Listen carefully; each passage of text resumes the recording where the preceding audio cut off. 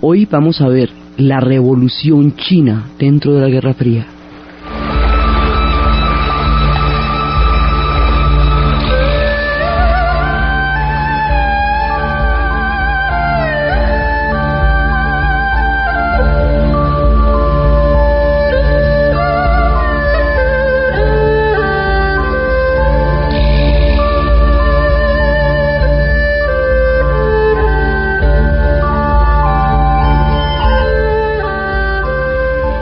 Nosotros estábamos en Europa del Este. Entonces, ¿cómo es posible que un drama que nosotros empezamos en Europa del Este, que empezamos en Polonia, que extendimos por toda la Europa Oriental como una cortina de hierro, que llegara hasta Alemania, que terminara dividiendo Alemania sin comerlo ni beberlo a Alemania, ahora nos lleve para China? ¿Esto qué quiere decir? ¿Cómo es la cosa? Es que la Guerra Fría tiene esa característica, es como el primer conflicto de ese grado de cobertura, es que es global. Entonces, la Guerra Fría comienza en Europa y empieza alrededor de la Europa Oriental y de Polonia y de todo eso y de Alemania. Llega al Asia por la vía de la Revolución China. Y empieza todo el panorama de lo que va a ser el sudeste asiático, el Asia en general. Y más adelante llegará a América Latina por la vía de la Revolución Cubana. Entonces, y ahí ya llegará a todos los continentes. Entonces, resulta que un montón de procesos, habíamos visto, que son particulares y privativos de los pueblos y que tienen las explicaciones más cósmicas que ustedes se imaginen, van a terminar vinculados a la Guerra Fría, por el carácter polarizante que la Guerra Fría tiene y por la manera como va, digamos, a avanzar a partir del momento en que se vayan dando las diferentes confrontaciones de la posguerra y cómo esas confrontaciones le van a dar piso a la Guerra Fría para irse extendiendo hasta llegar a cubrir el planeta Tierra.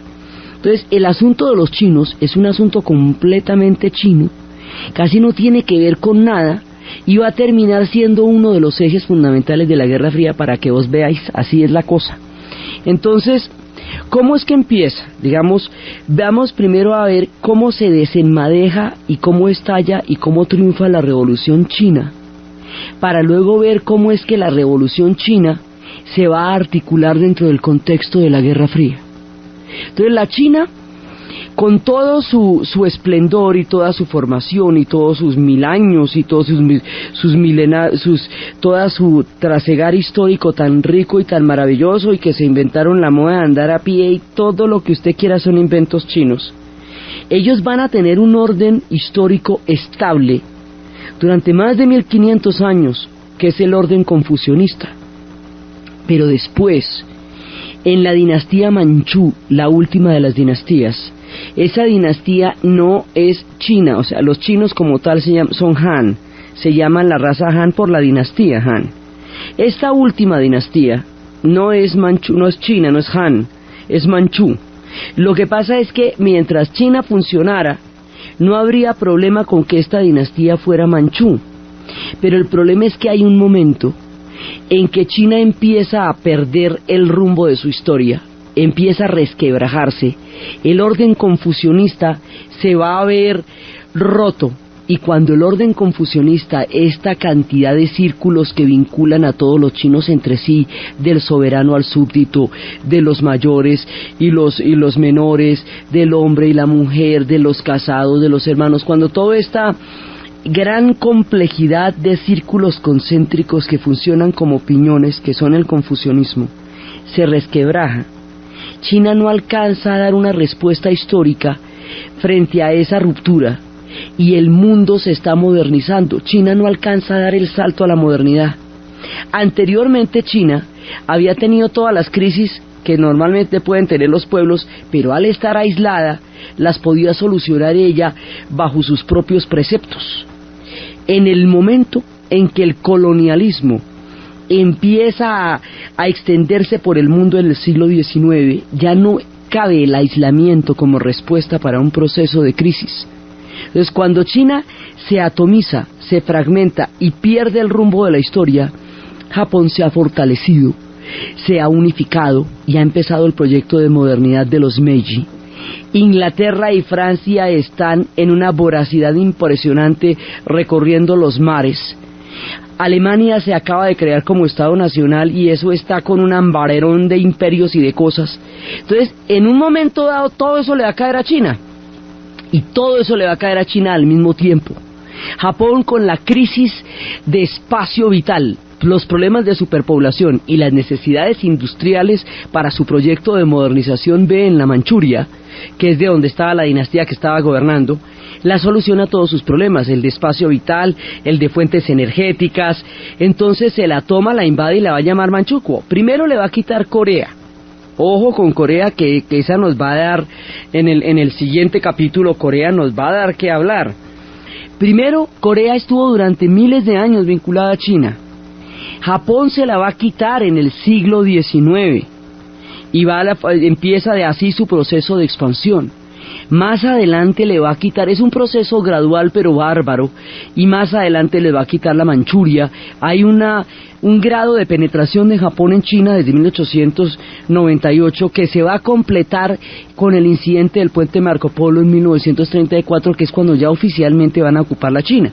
Pero cuando le quitan la Manchuria, eso se rebautiza Manchukuo, que significa la Manchuria japonesa, porque es un territorio que al ser manchú queda, digamos, como en una ambigüedad histórica, y ellos se toman la Manchuria, aprovecharán la figura de Puyi, el último emperador, el señor de los 10.000 años, que había sido educado solamente para ser emperador, y ahora se encuentra el problema de que cuando va a ser emperador ya se va a acabar el imperio, y eso pues muy terrible. Entonces los japoneses aprovecharán esta sensación de vaguedad de la vida de Puyi y lo van a utilizar como ficha para ponerlo como emperador en la China y en la Manchuria, y de esa manera legitimar su presencia en el área. Eso, digamos, hay una vertiente que viene del Japón, que es la que va a tener más incidencia. Hay otras vertientes que vienen de Inglaterra. Por el lado de Inglaterra, como la China durante tanto tiempo estaba aislada y no necesitaba nada de nadie, entonces la China no podía proveer el nivel de comercio que Inglaterra requería y buscaba de los pueblos. Inclusive en el siglo, cuando el rey Jorge III le mandó una carta al emperador chino, el emperador chino le dijo que le parecía muy bien que él quisiera saber de la China, pero la China no necesitaba nada de ellos, ni siquiera la podrían comprender, que muchas gracias.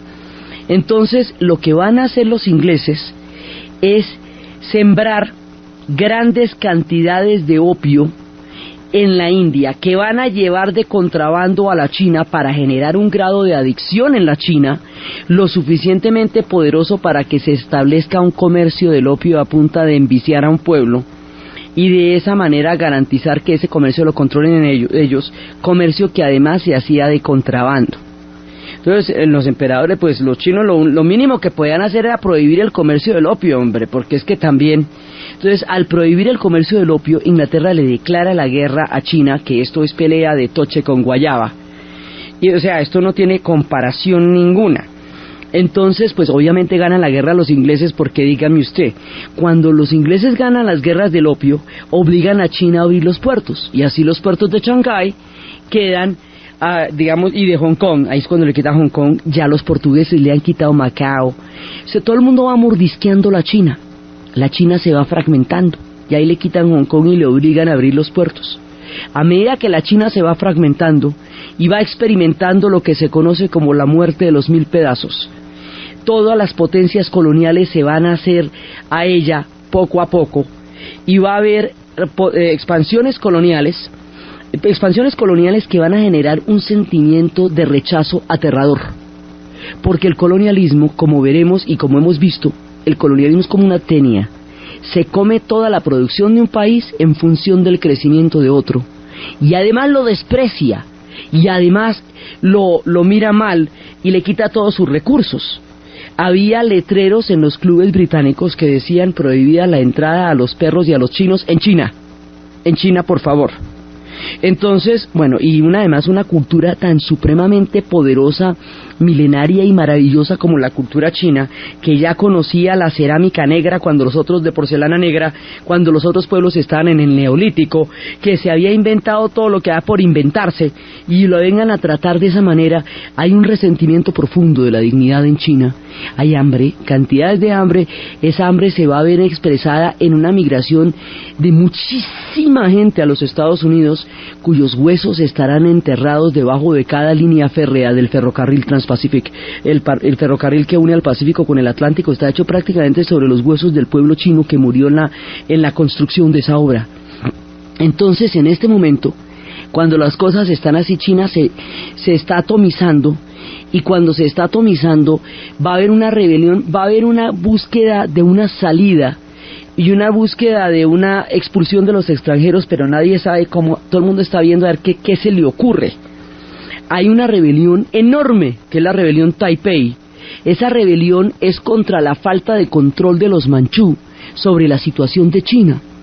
Los manchú no pueden controlar la rebelión, entonces van a contratar tropas mercenarias para que los ayuden, y eso se van a hacer señores de las guerras. Cuando usted contrata tropas mercenarias, las tropas mercenarias terminan teniendo un poder propio más allá de para lo que se les contratan, y terminan haciéndose con las tierras. Ha pasado en la historia miles de veces. Entonces esto es lo que va a pasar. Eso se llaman los señores de la guerra, y esos señores de la guerra se van a repartir China como quiera que les provoque. Entonces viene la rebelión Taipei, hay más de 20 millones de personas. Las cifras en China son aterradoras y pasan desapercibidas porque es la época del eurocentrismo, y ahí la rebelión Taipei es poderosísima y es muy sangrienta, pero fracasa en la búsqueda de una salida para China. Luego va a haber otra rebelión en 1900, que es la rebelión de los Boxers. Pero la rebelión de los Boxers lo que va a dar es la papaya militar para invadir a China. O sea, ya la habían invadido comercialmente a partir de las guerras del opio con Inglaterra. Pero después de la guerra de los Boers, de la rebelión de los Boxers, después de eso, entonces ahí es cuando la invaden 15 países, incluida Polonia. Y cuando la invaden, la van a despedazar. Entonces este pueblo se va a encontrar atomizado, despedazado, hambriado, herido en su orgullo, completamente aniquilado, y cuando está en semejantes circunstancias es cuando la invasión japonesa va a empezar todas las cosas que hemos estado mencionando, que hubo experimentos sobre la población, que hubo bombardeos, la primera ciudad bombardeada en toda la historia, el primer bombardeo a sociedades civiles va a ser la ciudad de Shanghái, después de las 400.000 personas que mataron en Nankín.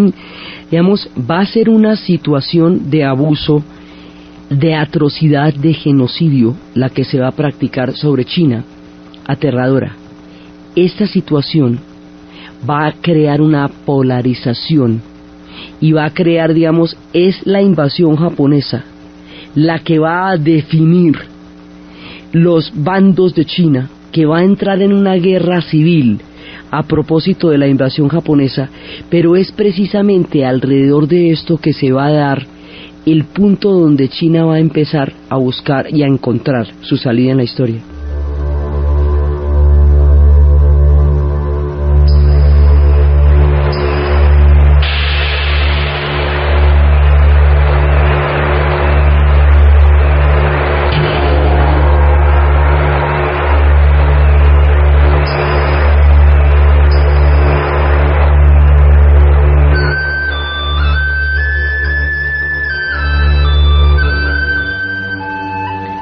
La invasión japonesa va a ser tan agresiva, tan atroz y tan aterradora, que va a determinar que un bando no vaya a transar con los japoneses de ninguna manera y va a terminar dándole la razón histórica.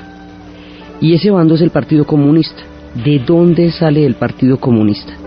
A partir de toda la pérdida de legitimidad de los manchú, empiezan a crearse sociedades secretas, a ver si se encuentra una forma de generar oposición, porque no había oposición en una China imperial. Entonces había la sociedad de los lotos, la de las linternas rojas, todas las sociedades que se va encontrando Corto Maltés cuando va con su amigo Rasputín en todas las aventuras de Corto Maltés en Siberia y en la China. Entonces Resulta que de esas sociedades secretas van a evolucionar los partidos políticos. Una de ellas va a ser los juramentados, y esa sociedad de los juramentados va a dar origen a un partido político que se va a llamar el Kuomintang, que eventualmente lo va a dirigir un tipo que se va a llamar Chiang Kai-shek. Por el otro lado, empiezan hacia el año 26 una serie de manifestaciones y de jornadas de protesta de los estudiantes, y esas jornadas de los estudiantes de 1926 van a llevar a la formación del Partido Comunista Chino. El Partido Comunista Chino es una concepción histórica completamente diferente a lo que va a ser el comunismo. ¿Por qué? El comunismo, eso después lo vamos a ver con calmita, pero el comunismo es un invento europeo, es un invento alemán para la sociedad industrial de los alemanes o para Inglaterra. Era, digamos, como la idea, y partía de la base de que los pueblos altamente industrializados, si repartían sus recursos de una manera equitativa, con eso podía comer todo el mundo. Esa era como básicamente la idea. Pero la revolución no va a triunfar ni en Alemania, ni va a triunfar en Inglaterra, va a triunfar en Rusia. Y en Rusia va a tener unas características completamente diferentes, porque Rusia no va a ser una nación moderna, va a pasar de una autocracia zarista a una revolución comunista sin haber sido nunca moderna, ni haber conocido un montón de instituciones de las cuales partía Marx para hacer su esbozo histórico de lo que sería esta tendencia. Nada de eso se cumplía en Rusia, pero fue en Rusia donde triunfó. Entonces triunfa la Revolución Rusa, eso después vamos a verlo cómo es la cosa, pero en la Rusia de los soviets se va a crear el mundo soviético, y en esa revolución, esa es una revolución obrera, es una revolución urbana, es en San Petersburgo, es una revolución que va a ir de las ciudades y que se va a tratar de los obreros y que va a propugnar por la supresión del campesinado como clase social. Mao Zedong va a entrar en contacto con las ideas del comunismo. Ho Chi Minh también lo hará. Pero se va a poner a pensar, mire, pero lo que pasa es que aquí sí, como no es que aquí no hay obreros, lo que hay es campesinos. Entonces nos va a tocar adaptar esto y cuento a los campesinos. Los chinos, como son tan orgullosos de su cultura, tan originales, tan inventores, tan creativos, no pueden aceptar nada que ellos no crean a su propio estilo. Ellos chinizan a todo el mundo. Todos los imperios que los conquistaron se chinizaron, los mismos mongoles se chinizaron, todo el mundo se chinizó. Los únicos que no se chinizaron fueron los ingleses, que impusieron otro tipo de mirada porque eran otra cultura diferente, pero a todo el mundo lo chinizan. Ellos no van a aceptar una teoría política como el marxismo, ni una tendencia histórica como la revolución bolchevique, si no es a la manera china. Ellos no copiarían un modelo soviético ni de ninguna otra parte. Entonces lo que hacen es traducir elementos de esa ideología, pero en su cultura china. Aquello les queda una cosa completamente distinta, que tiene unas características muy cholochinas. Es campesina, va del campo a las ciudades, tiene otra forma de plantearse, es mucho más, digamos, elemental en sus doctrinas. Pero hay una cosa que tienen clara los comunistas y en la cual no hay absolutamente ningún tipo de ambigüedad. El enemigo es Japón, y con Japón no hacen ninguna concesión. Y esa claridad y esa manera rotunda con la cual los comunistas chinos combaten a la invasión japonesa va a ser muy importante para el pueblo chino, porque les va a dar una claridad y un sentido de apoyo muy grande frente a al Partido Comunista. ¿Por qué hacemos esta diferencia? Porque Chiang Kai-shek coquetea con Occidente, coquetea con la modernización y es ambiguo con los japoneses. Esa ambigüedad de Chiang Kai-shek con los japoneses es intolerable para el pueblo chino, porque lo que los japoneses hicieron con ellos en ese momento fue una cosa aterradora. Entonces, los comunistas, por un lado, tienen una posición inquebrantable frente a Japón. Por otro lado, en un momento en que aquí va a haber una guerra civil entre el Partido Comunista y el Kuomintang. Como quien dice, los chinos van a tener una guerra civil, una invasión de 15 países a nivel militar, una fragmentación en donde todo el mundo está abusando económicamente de ellos, un genocidio en el nivel de lo que está pasando en la guerra. O sea, están llevados del horror. Esto en el I Ching se llama el oscurecimiento de la luz. Es cuando el cielo se ha caído sobre sus cabezas. Es una cosa aterradora lo que está pasando. China perdió el rumbo de la historia. Y cuando está así de mal, hay un momento en que se va a presentar un enfrentamiento de, digamos, a campo abierto entre el Partido Comunista y el Kuomintang, que se enfrentaban solamente era a través de la guerra de guerrillas que se llamaba la estrategia de la pulga. Cuando se enfrentan en campo abierto, va a haber un cerco hacia el Partido Comunista en Hunan. Ese cerco va a ser muy grave, y la manera como van a escapar de ese cerco va a ser caminando. Van a caminar 12.000 kilómetros, 4 cordilleras, 18 ríos.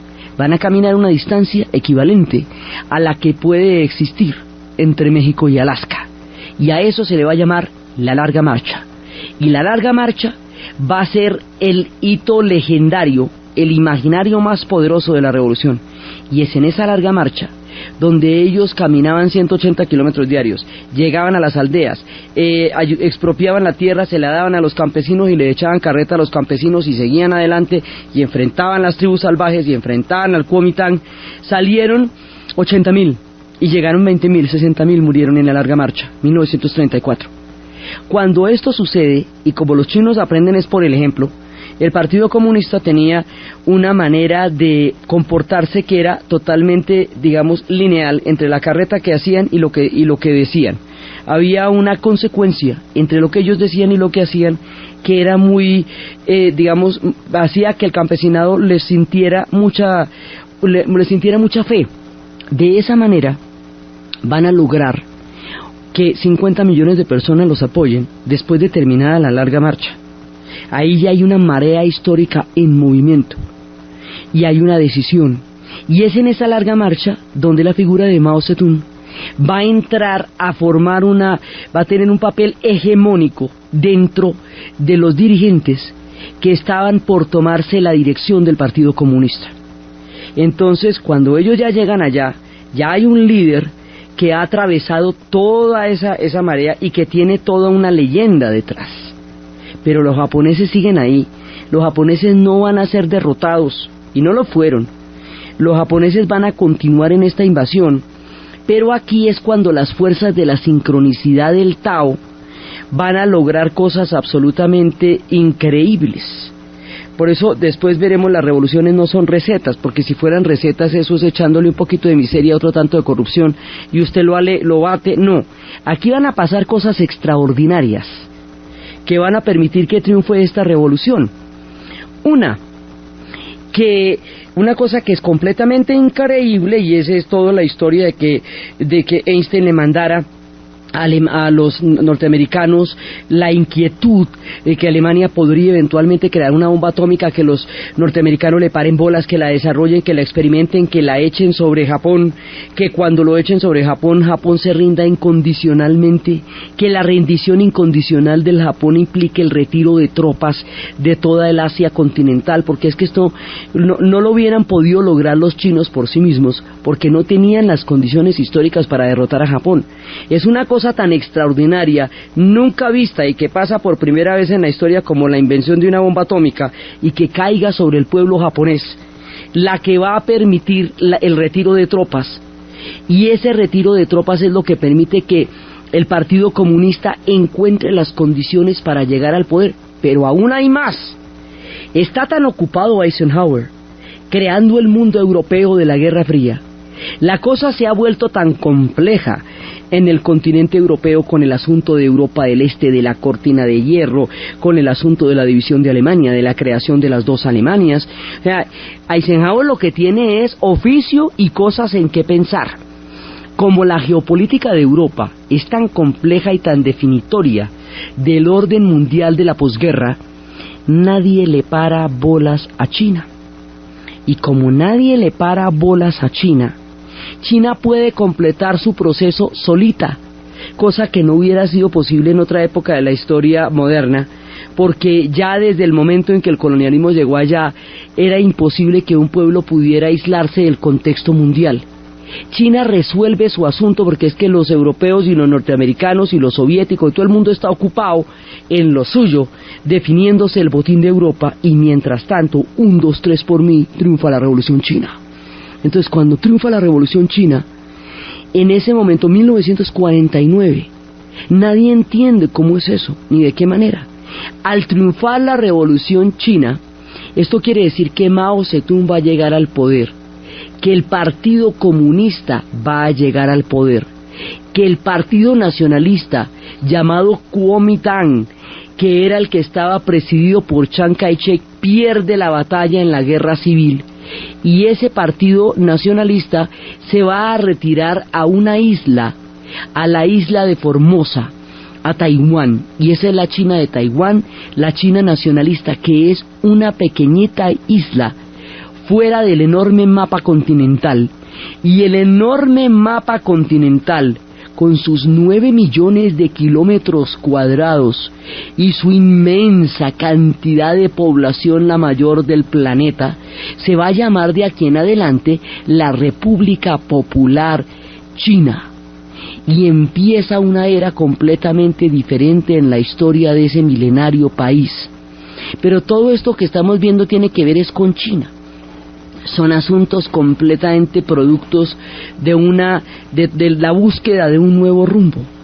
Cuando triunfa la Revolución China, en ese momento hay primero una campaña para acabar con todos los adictos al opio, para digamos eliminar la corrupción del país. Eso fue a lo bestia, ¿no? Eso se debe decir que fue a lo bestia, fue pues matando a la gente. Por otro lado, van a poner a trabajar a toda la cantidad de chinos, porque lo que tienen es mano de obra. Al ponerlos a trabajar se les va a dar un sentido de la dignidad y el trabajo. Los van a poner a trabajar en un grupo de jerarquías, alrededor ya no del orden social cósmico, sino del partido. Y la China que tanto, el Partido Comunista que tanto criticaba el confucianismo, va a terminar haciendo poco más o menos lo mismo, dándole a todo el mundo un lugar en el mundo y unas reglas del juego. El confucianismo era tan estable y tan importante en China porque a todo el mundo le daba una pertenencia y una razón para vivir en la sociedad china. El comunismo va a hacer lo mismo de otra manera, a través de la estructura del partido, a través del comité, a través de los camaradas del partido, a través de todo el sistema organizacional, pero va a crear un nuevo rumbo histórico y retoma a la China y le da otro rumbo, y a las mujeres les quita las vendas de los pies, tortura que sufrían las mujeres de clase alta en la época en que se consideraba que la sensualidad era el pie pequeño y las vendaban desde niñas y no podían caminar.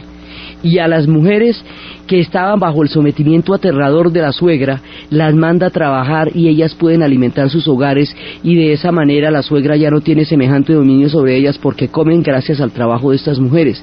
O sea, hay una transformación social gigantesca, enorme, y digamos, ahora que los costos sociales se subestiman tanto, ahora que el tejido social no parece ser importante y que estamos empezando a ver los estragos de ese tipo de olvidos, es importante entender cómo es que esta gente llegó a crear todo un tejido, todo un vínculo, una dignidad, un rumbo histórico perdido en un pueblo atomizado que después de 40 años de guerra estaba absolutamente despedazado, eso no le funcionaba nada.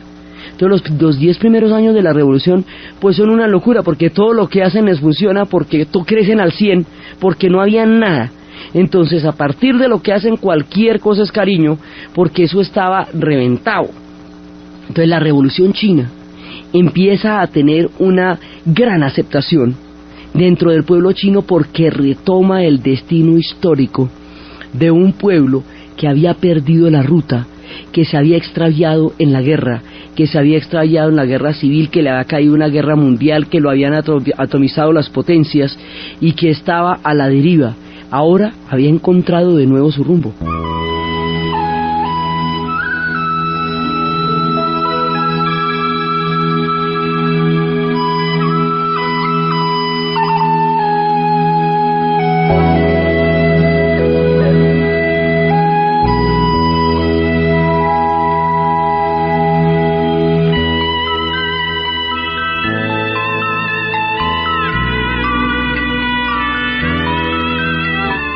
China entra en una en un rumbo histórico completamente diferente.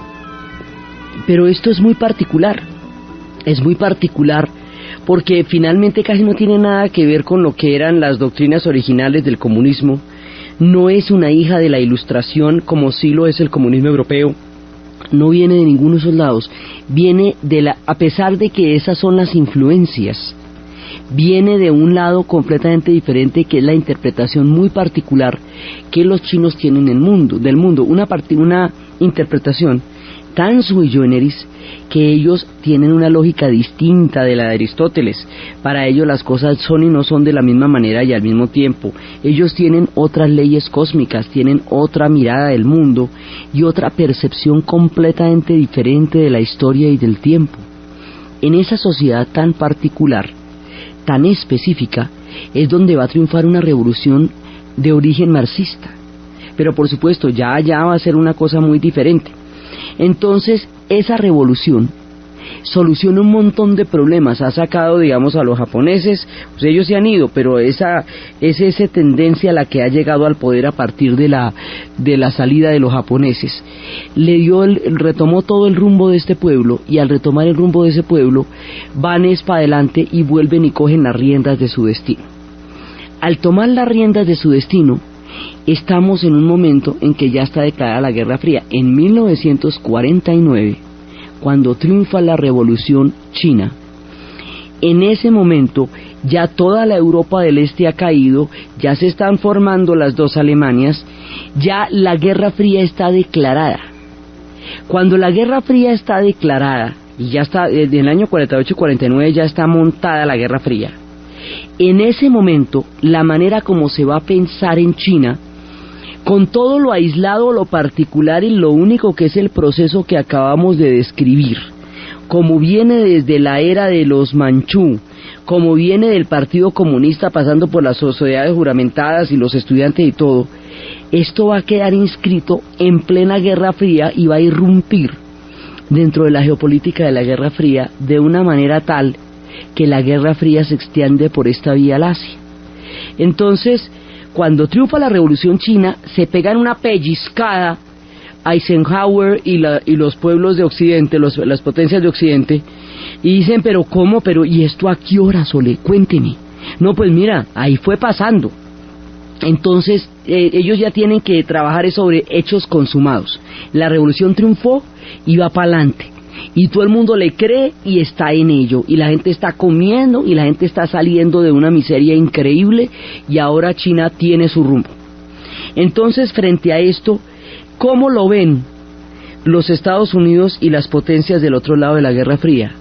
Lo ven como que el comunismo que ocupa la Unión Soviética con sus 22 millones de kilómetros cuadrados, la sexta parte del planeta Tierra, con el avance que tuvo sobre toda la Europa Oriental, que ya es completamente suya, ahora va a tener un aliado colosal de 9 millones de kilómetros cuadrados y una densidad de población superior a cualquier otra en el planeta.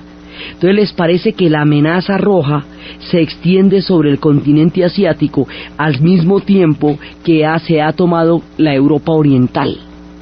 Entonces van a crear lo que Forrest Dulles llama la política de contención, que es una manera de impedir que los pueblos del Asia viren hacia una tendencia comunista, teniendo en cuenta que los pueblos del sudeste asiático van a entrar en el proceso de descolonización, es decir, teniendo en cuenta que es la época en que se van a dar las guerras para sacar a los franceses y donde estaban los ingleses para sacar a los ingleses, porque el fin de la Segunda Guerra Mundial da comienzo a la era de la descolonización. El mundo que los ingleses y los franceses habían colonizado durante el siglo XIX se resquebraja porque estos dos pueblos ganan la Segunda Guerra Mundial, pero ya están muy debilitados, ya no pueden ser más imperios. Y aquí ya, digamos, la era de la descolonización es también un movimiento global. Gandhi ha dado el ejemplo más importante de todo el siglo XX, por la única razón que se salva el siglo XX así, digamos, que se puede hablar de él en términos humanos, a través de la independencia de la India con la fuerza del espíritu, 1947.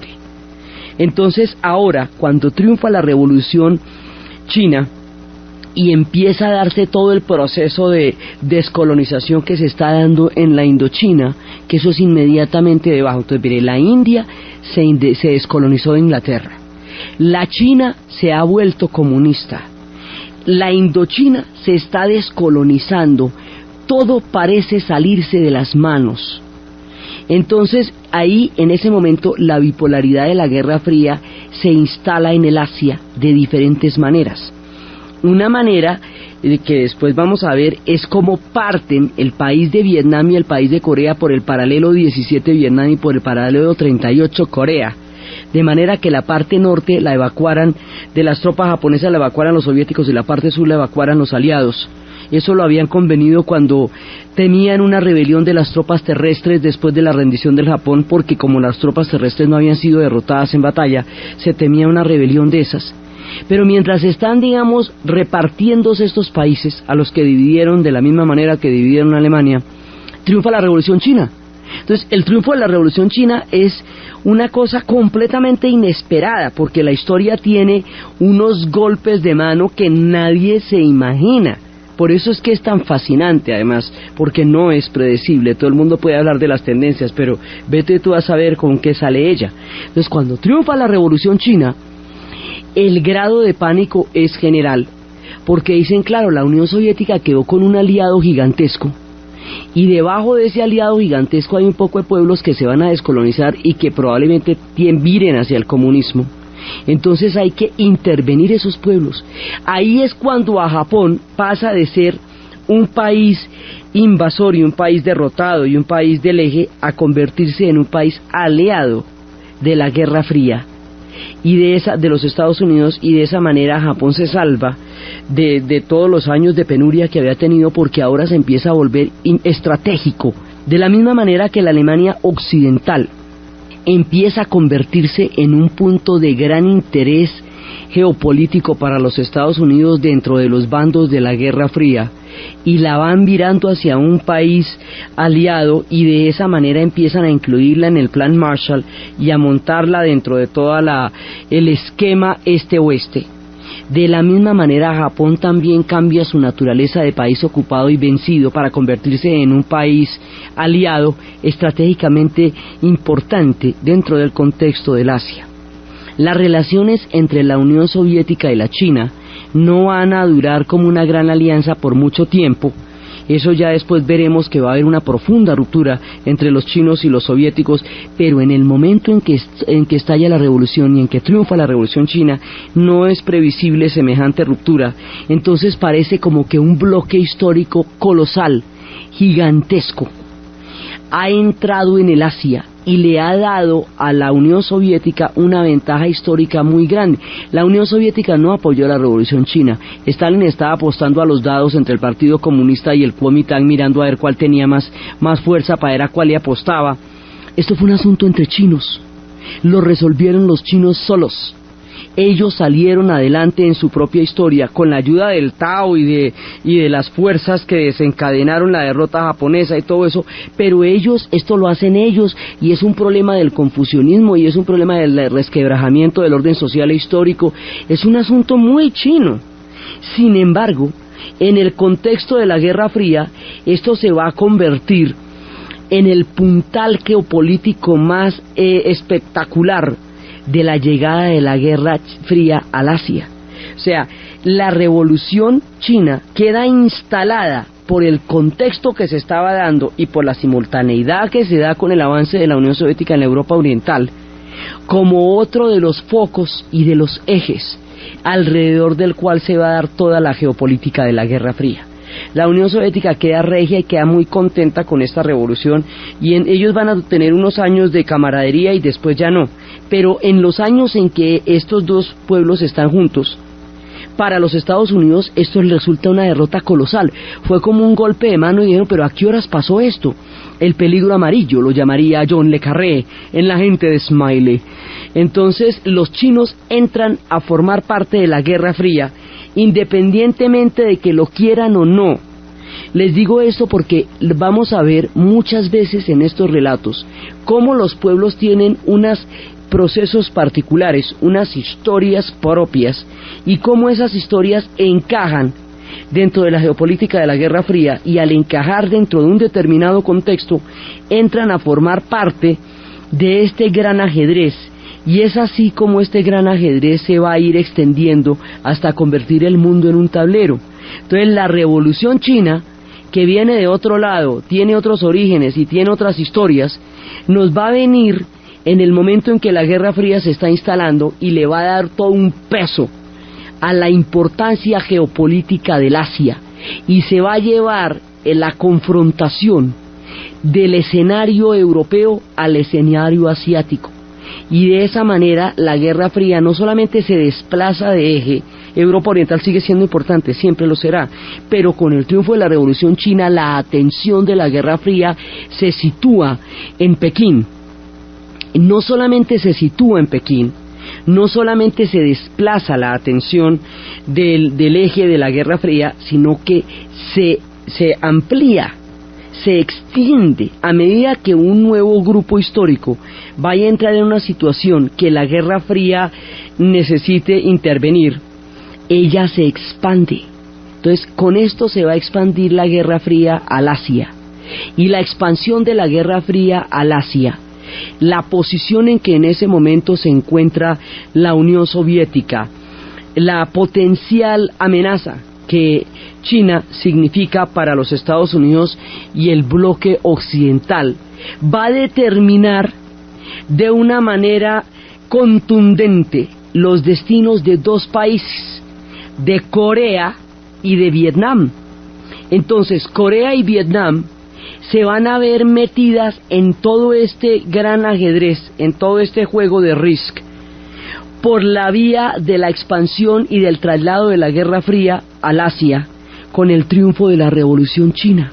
Entonces, así la Revolución China va a tener una cantidad de significados distintos. Una cosa es lo que significa para la cultura china haber hecho una revolución. Una cosa es lo que ellos hicieron, de las doctrinas en las cuales se inspiraron y cómo crearon un modelo completamente diferente y completamente original, que es el modelo chino.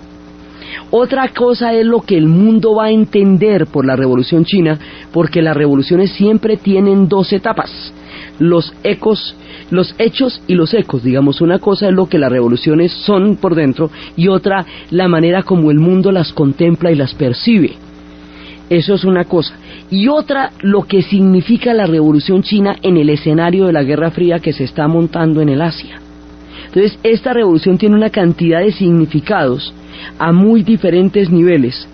Traslada a la cámara, todo el equipo de filmación de la Guerra Fría se nos va a ir para la China.